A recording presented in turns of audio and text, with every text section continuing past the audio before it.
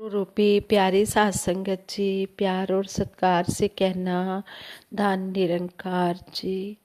साध संगत जी, सतगुरु माता जी का हम शुक्राना करते हैं, जिनकी असीम कृपा से हमें महाराष्ट्र के 54वें वार्षिक निरंकारी संत समागम का वर्चुअल रूप में सत्संग करने का सतगुरु हमें ये सुहाना अवसर दे रहे हैं।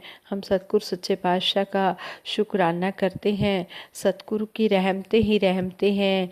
महाराष्ट्र के 54वें वर्चुअल निरंकारी संत समागम की तारीखें व प्रसारण समय 26, 27, 28 फरवरी 2021 समय 5 बजे से 9 बजे तक शाम को www.nirankaari.org वेबसाइट और संस्कार टीवी चैनल पर प्रसारित होगा। और 27 फरवरी 2021 सेवा दल रैली 11 बजे से 1 बजे तक। 1 मार्च 2021 को गुरु वंदना 5 बजे से 9 बजे तक केवल www.nirankaari.org वेबसाइट पर प्रसारित होगा। जो गुरु वंदना का प्रोग्राम है ये सिर्फ मिशन की वेबसाइट पर ही होगा। और जो 26, 28 फरवरी को 5 बजे से शाम के 5 बजे से 9 बजे तक प्रोग्राम होगा, सत्संग दिखाया जाएगा, वो हमारी वेबसाइट पर भी होगा और संस्कार टीवी चैनल पर भी प्रसारित होगा। 25 फरवरी से 1 मार्च तक गुरु चर्चा ज्ञान गोष्ठी नहीं होगी। 2 मार्च से फिर गुरु चर्चा ज्ञान गोष्ठी आरंभ होगी। सभी महात्मा नोट करें जी, और सभी महात्माओं तक भी ये सूचनाएं पहुंचाने की कृपा करें जी।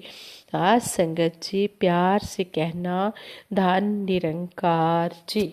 साध संगत जी, सतगुरु माता जी की असीम कृपा से दासी एक छोटी सी स्टोरी आप जी के चरणों में शेयर करने जा रही है।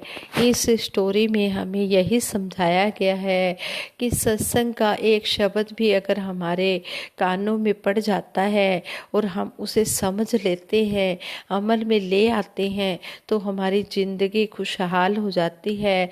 और अगर हम सारी ज़िंदगी, जब तक भी हमारे श्वास हैं, हम ये सत्संग सुनते रहें तो हमारा जीवन ही बदल जाएगा। इसलिए सत्संग की बहुत ही महत्ता है।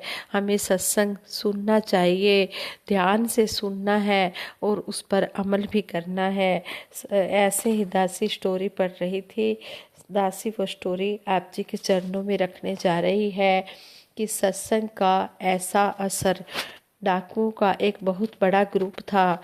उनमें जो बड़ा व बुजुर्ग डाकू था, वह सबसे कहता था कि भाइयों, जहाँ कथा व सत्संग होता हो वहाँ पर कभी मत जाना, नहीं तो तुम्हारा सारा काम बंद हो जाएगा।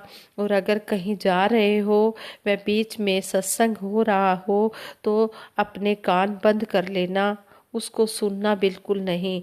ऐसी शिक्षा डाकुओं को मिली हुई थी। एक दिन उनमें से एक डाकू कहीं जा रहा था। रास्ते में एक जगह सत्संग हो रहा था। रास्ता वही था क्योंकि उसको उधर ही जाना था। जब वह डाकू उधर से गुजरने लगा तो उसने अपने कान बंद कर लिए। तभी चलते हुए अचानक उसके पैर में एक कांटा चुभ गया। उसने एक हाथ से कांटा निकाला और फिर कान दबाकर चल पड़ा। कांटा निकालते समय उसके कान में यही सुनाई दिया कि देवी देवताओं की परछाई नहीं होती। एक दिन उन डाकुओं ने राजा के खजाने में डाका डाला। राजा के गुप्तचरों ने खोज की। एक गुप्तचर को उन डाकुओं पर शक हो गया। डाकू लोग देवी की पूजा किया करते थे। वह गुप्तचर देवी का रूप बनाकर उनके मंदिर में देवी की मूर्ति के पास खड़ा हो गया। जब डाकू लोग वहां आए तो उसने गुस्से में डाकुओं से कहा कि तुम लोगों ने इतना धन खा लिया है पर मेरी पूजा नहीं की, मैं तुम सबको खत्म कर दूंगी।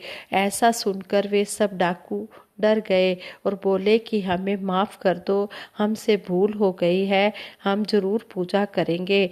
अब वे धूप दीप जलाकर देवी की आरती करने लगे।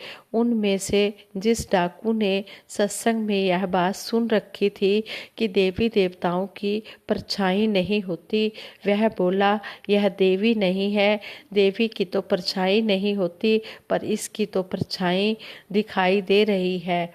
ऐसा सुनते ही डाकुओं ने देवी का रूप बनाए हुए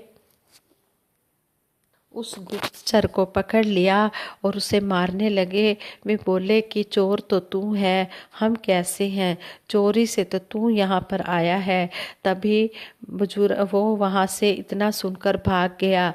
तभी बुजुर्ग डाकू ने उस डाकू से पूछा कि तुझे ये बात कहाँ से पता चली। उसने डरते हुए उस बुजुर्ग डाकू से कहा कि मैं जब उस रास्ते से जा रहा था तो सत्संग हो रहा था, मेरे पैर में कांटा चुभ गया, मैं कांटे को निकालने लगा, मैंने कान तो दबा रखे थे, कान तो अपने बंद किए हुए थे, फिर भी मेरे कानों में यह आवाज़ पड़ गई कि देवी देवताओं की छाया परछाई नहीं होती।